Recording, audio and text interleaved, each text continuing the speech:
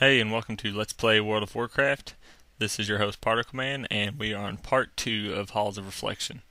I believe we are nearing the last wave of enemies before the second boss, so I'm hoping after this hunter that's what's going to happen. We may have one wave left, and it looks like, nope, we're on the second boss. Okay, this guy, uh, from what I can remember, he doesn't really do a lot. He's just all melee, basically. However, he does have a void zone that he'll put on the ground. You'll see a purple, should come up here in a second, purple void zone on the ground. And definitely, if you played WoW more than a few minutes, you should know that purple is always bad on the ground. So that's a kind of a trend, and you can see it over there to the right of me. It's kind of inscribed in the ground. That stays there, and I think it just constantly does damage the whole time. So this one's way easier than the first fight. You don't really have to worry about anything. He might have a couple attacks that hit kind of hard, but there's not really much movement besides avoiding those little purple zones. So usually I kind of try to drag him near the entrance so you can get on and go to the next area, because this guy isn't really too much of a big deal. I think they realize that after you've been getting beat on for a while, the entire instance, you should get a little time to relax. So after this guy, you're going to run down this hallway here, and there's going to be a large skeleton coming up. Oh, he's not. Yeah, he is a skeleton. Okay. After you fight this guy for like, I don't know if it's a percentage or a time-based thing, but make sure you're keeping your consecrate down. If you're a druid, make sure you're swiping. Death Knight, keep your AoE down, and warrior, get ready to use shockwave, because well, first of all, you saw right there, he throws his shield at a random DPSer and does damage to him. But you just saw all those people jump in. That was a bunch of ghost versions of yourself. As you can see, 2 of them ran away from me. I guess I wasn't paying attention. But as soon as they drop down, use Holy Wrath to stun them. They're not too much of a nuisance. They basically are, kind of feels like they're just all melee. I'm not even sure if they cast a spell.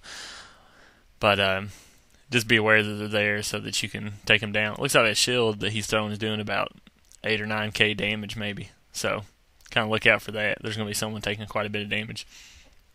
And then make sure you've got them all dead before you move on, even though they don't really do too much. Now this is the part where you're going to start the Lich King event, and which is pretty epic. Running away from the Lich King here. Well, it doesn't seem like it's very epic to run away, but when you're going up against him, it doesn't seem too fair. So you're going to walk in on Jaina, having a little conversation with him. Well, I guess he's beating the hell out of her, but so they're talking, and you can start the event by, I think, just running up to her. Makes her do her final.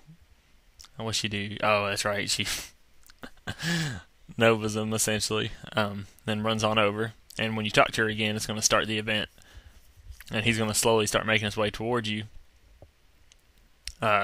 He does have an aura around him.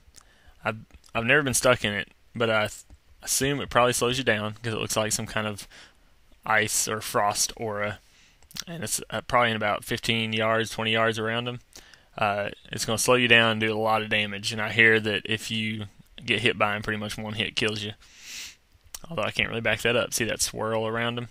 Now what he's going to do is he's going to send his minions after you. So this first wave is always going to be non-elite little geist or ambushers or whatever. So just make sure your consecrate's down. And then, I mean, you really don't even have to attack those guys if you're the tank. I just keep that AoE down and then wait for these guys.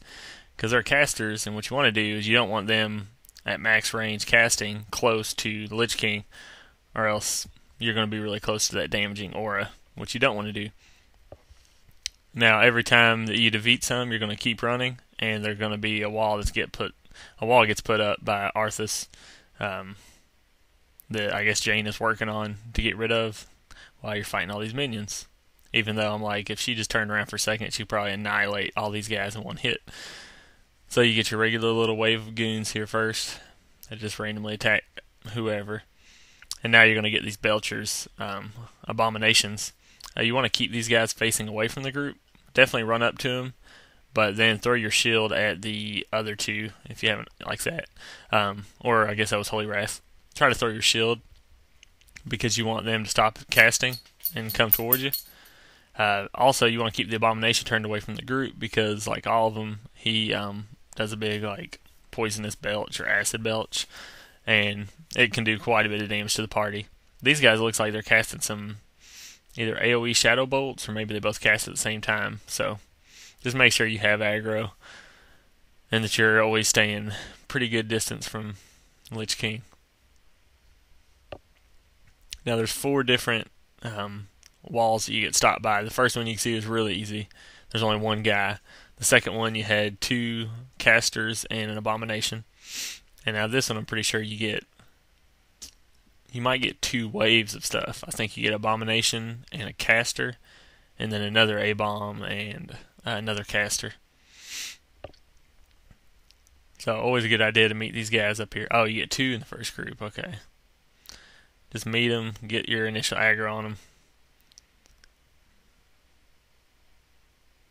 I think that's more important than anything. See, there's that big acid belch. And, you know, if you're tanking them right by the wall, your whole group's going to get hit by that, and it's going to be pretty devastating. Not that it matters on the first 3. Well, the first 2 doesn't really matter too much, but by the 4th wall, I mean, you're fighting a couple waves of these guys, and you need to make sure you're reducing that damage. See, I didn't turn him around to that one, but I think it's only about 15-yard range or less on that belch. So now you're going to move on to the final one, and this is essentially the boss fight for this encounter. They're not going to make you fight the Lich King, fortunately.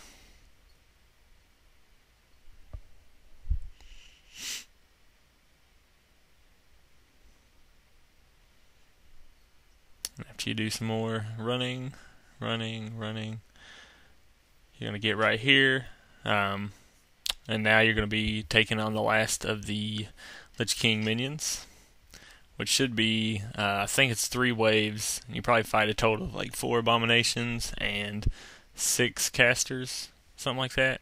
If you got Heroism, I'd go ahead and use it here. It kind of seems silly since it's not on a boss fight, but it's the last place you're going to be able to use it here anyway, so you might as well. And this is where you're definitely backed up against the wall because some of these last groups, Lich King's so close that you got to take advantage of the space that you have. So that's why it's even more important on this last phase to, like, that Belcher is getting away from me because our hunter's just randomly attacking whichever one he wants. You want to make sure you keep him facing away from the party, or at least most of the party, because we're kind of backed up against this wall now. And it gets a little bit more difficult because you lose all your silences that you've been using for the casters, because you can only throw your shield every 30 seconds. You can only do Holy Wrath every 45 seconds to a minute, so it gets a little more hectic here.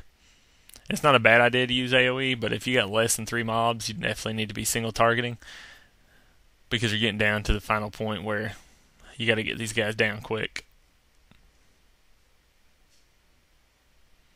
And I believe that's the last one, and the Lich King is still pretty far away. So we did that pretty good, and there's an achievement if you get it in under 6 minutes once you start the event, which seems like it'd be a fairly easy achievement.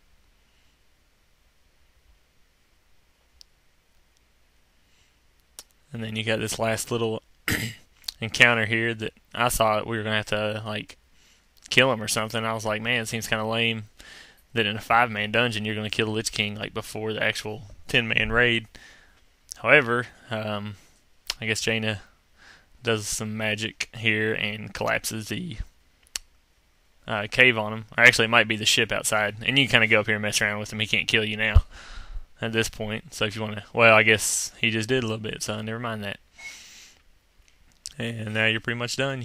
And the ship's going to come down, give you a little ramp so you can go up and open the chest to get the purple epic piece for your run. So I think 2 drop here. And so that's about it. Thanks for listening, guys. And may have more up shortly if there's any more left of these for me to do. Thanks.